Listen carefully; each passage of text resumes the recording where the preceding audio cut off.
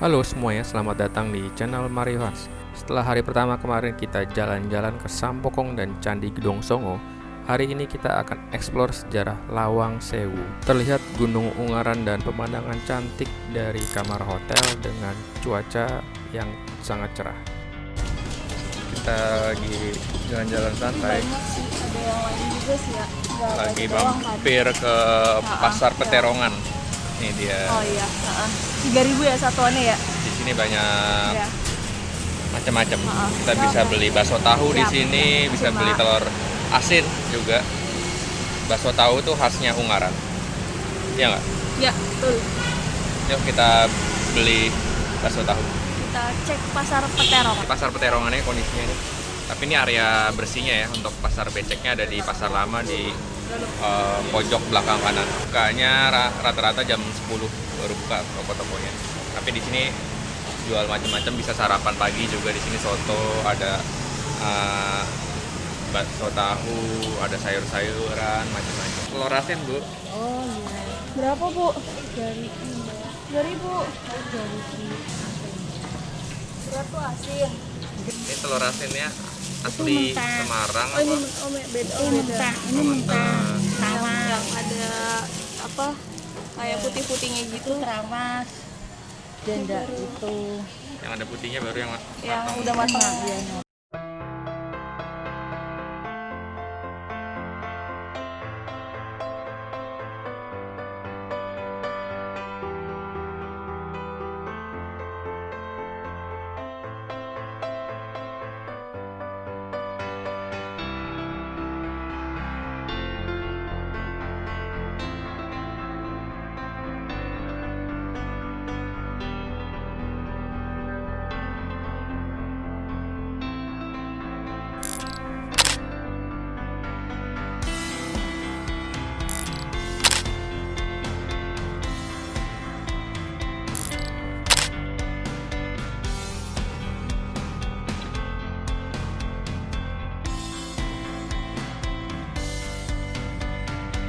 Kita lagi jalan kaki mau ke Lawang Sewu.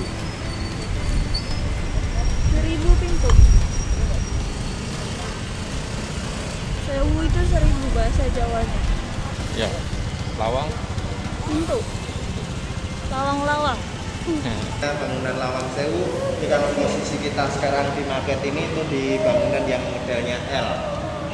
Bangunan yang sekarang kita masuk ini dulu yang pertama kali mulai dibangun tanggal 27 Februari tahun 1904, selesai 1907. Diarsiteki Profesor Jacob Klinkamer sama B.J. Oindak dari Belanda.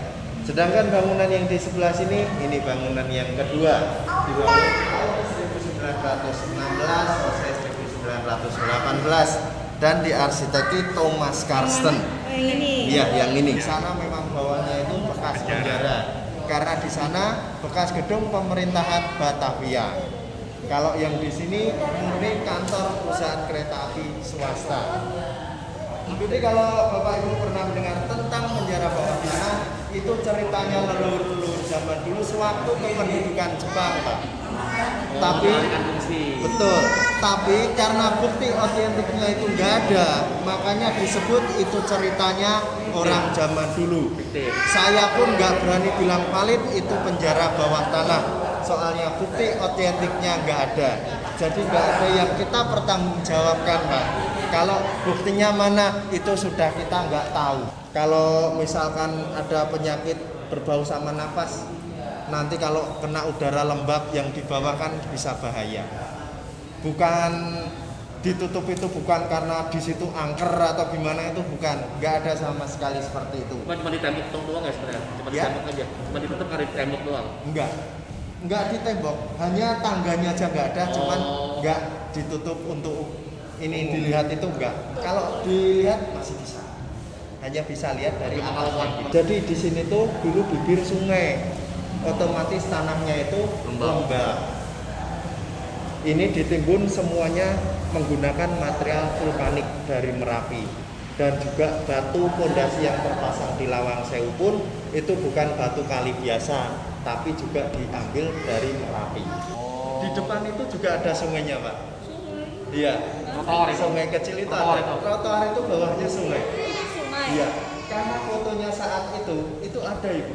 Kendaraan itu Itu makam. dan sekitarnya sini itu dulu bekas makam. Makam. Korban 75 makamnya dipindahkan ke depan Polda Jawa Tengah, Taman Makam Pahlawan Giri Tunggal, dan monumennya dimasukkan di sini. Namanya Lawang Sewu.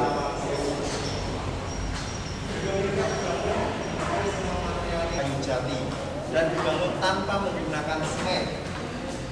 Untuk material temboknya adonannya menggunakan batu bata merah ditumbuk halus, pasir dan kapur. Pakai putih telur atau gimana? Enggak pak, hanya batu bata merah ditumbuk halus, pasir dan kapur pak. Karena dulu pesannya nggak komplit pak, makanya nggak pakai telur. Iya. Nggak spesial ya? Iya. Untuk tangga sendiri bapak ibu materialnya menggunakan batu granit yang didatangkan dari pertambangan Jerman. Yang di sebelah kiri lambang pedang itu lambang Batavia. Sebelah kanannya pedang yang menyerupai boneka kecil itu sebetulnya gambar perempuan dan di depannya duduk seekor singa dan burung unta. Itu zaman dulu namanya Dewi Virgin, lambang kota Semarang zaman dulu. Menyangga lambang kerajaan Belanda. Lambang kerajaan Belanda dari tengah bagian atas. Jadi disangga sama kota Batavia dan kota Semarang. Kereta uapnya, jembatan kereta yang masih dipakai nih, Jakarta Bandung. Di depan sini udah parkirannya. Iya udah nggak kelihatan ya. Begini kan udah nggak ada. Lambegan. Lambegan. Iya. Namanya terowongan Lambegan. Masih di. Panjangnya mencapai 1 kilo menembus bukit. Iya, itu udah dibakar karena jalurnya di situ yang katanya. Enggak, itu jalurnya Garut. Dulu memang sempat dibentuk karena Jalur yang udah rekonstruksi kali ya. iya. Tapi buka lagi jalurnya yang Depannya mau dibuka lagi. Stasiun Bandung zaman dulu. Ya kita kasih Ini stasiun Bogor atau Buitenzok. Nah ini Lawang Sewu zaman dulu. Kantor kereta Belanda. NIS perusahaan swasta. Yang ini namanya Gubernur Jenderal Belanda Johannes van den Bosch. Orang Belanda pertama kali yang memprakarsai kerja rodi. Nah ini fotonya waktu terjadinya sistem kerja rodi, pembangunan jalur kereta api dari Semarang sampai Kedung Jati, Kabupaten Grobogan, Jawa Tengah tahun 1868 dekat pelabuhan Tanjung Mas. Cuman kalau sekarang stasiun ini sudah tenggelam dan sudah hancur. Posisinya udah di tengah-tengah tambak ikan. Penggantinya stasiun Tawang Semarang tahun 1914. Kota Semarang ini dulu namanya Samarang. Pohon asam arang-arang. Pohon asamnya banyak. Pohon asam Asam yang arang-arang. banyak ya. Iya.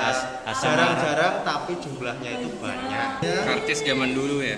Iya. Cilame. Karcisnya. Jadi dari pertama kali kereta api di Indonesia yang ada jalan tahun Karsisnya 1867 menggunakan tiket seperti ini sampai 2009 Pak. Kalkulator. Fungsinya. Wah, kayak mesin tik. Si Boni itu ya namanya. Iya. Bobo dan Boni. Kenapa Bobo dan Boni? Emang ada dua? 150. Dulu majalah anak-anak yang banyak terkenal itu Bobo. Bobo. Temennya Bobo ada Boni. Itu kan 140 tahun. Buat pindahin spur jalur relnya. Venlo dari mana? Jerman. Belanda. Belum nyebrang ke Jerman. Itu Bekasi. Jadi setiap batu bata ini ataupun genteng yang terpasang di bangunan ini itu ada stempel nama daerahnya. Ini stempel di mana, Mas? Ya. Di dalamnya. Susah dong lihatnya. Ham bacanya. Artinya masuk entry. Biarpun itu dikasih banyak, tapi ini banyaknya di atas menyebarnya. Di Ini sini modus tuh. titiknya cuma satu. Safety-nya ya. Iya, nanti ini nih selesai semua mati. Beda Kayak keramik. beda konsep. Beda pandangan. Gedung ini itu nganggur dulu Pak. Berapa tahun nganggur ya? Dari 96 Tapi 2000-an ya, Mas? 2000 lebih. 2008-an.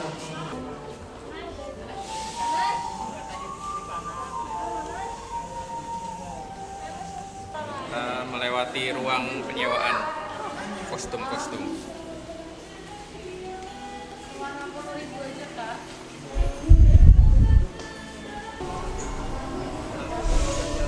Ini di belakang tower kembar dan lobi utamanya. Towernya itu buat toren air. Dan bangunan ini terdiri jadi 3 bangunan. Bangunan Lawang Sewu hanya di sini untuk toilet yang terpusat.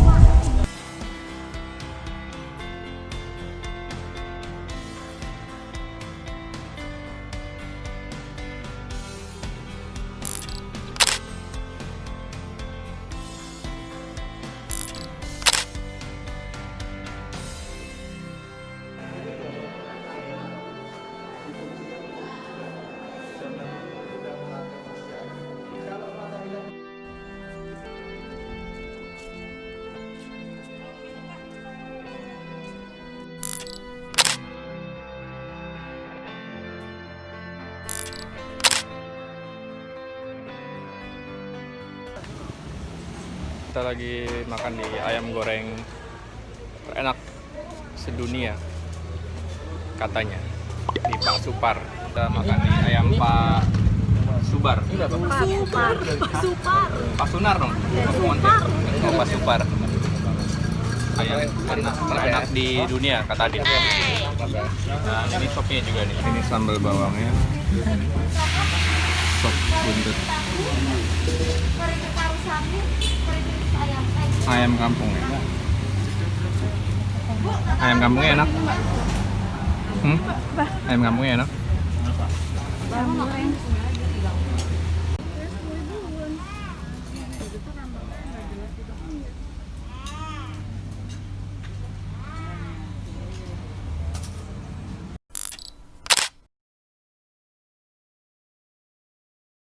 Oleh-oleh mochi ada di sini. Mochi Gemini kentangan. Semuanya mochi.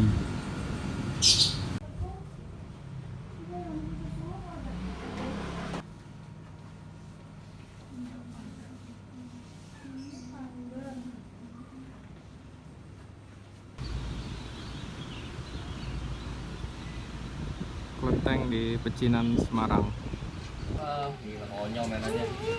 Sampai gelar tikar nih depan kelenteng lagi. Waduh. Main remi sambil nungguin lumpia yang laris bener.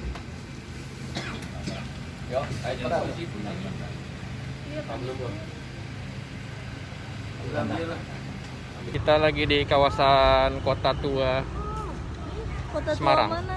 Kota tuanya Semarang. Bukan kota tua Jakarta. Ya. Lebih rapih dan banyak spot. Nggak kayak kalau di Jakarta di kota tuanya Cuma satu terpusat di sekitaran Fathahillah. Tapi Kalau ini lebih banyak nih di areanya. situ banyak tukang jualan. Kalau di sini lebih tertata tukang jualannya. Lebih tertata rapih semuanya. Nggak ada dagang keliling, tendaan dan sebagainya. Sekarang kita mau ke Hero Cafe. Hero Cafe ini katanya rekomendasi juga dari Pak Ganjar Pranowo. Baru gitu.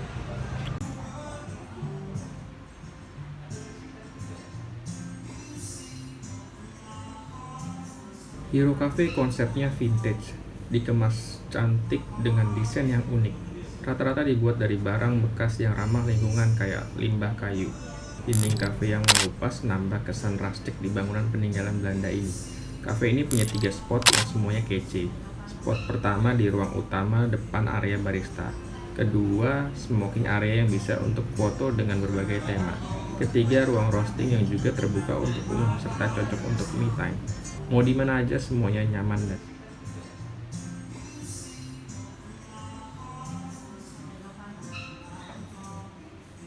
demikian hari ini kita banyak belajar mengenai sejarah Lawang Sewu.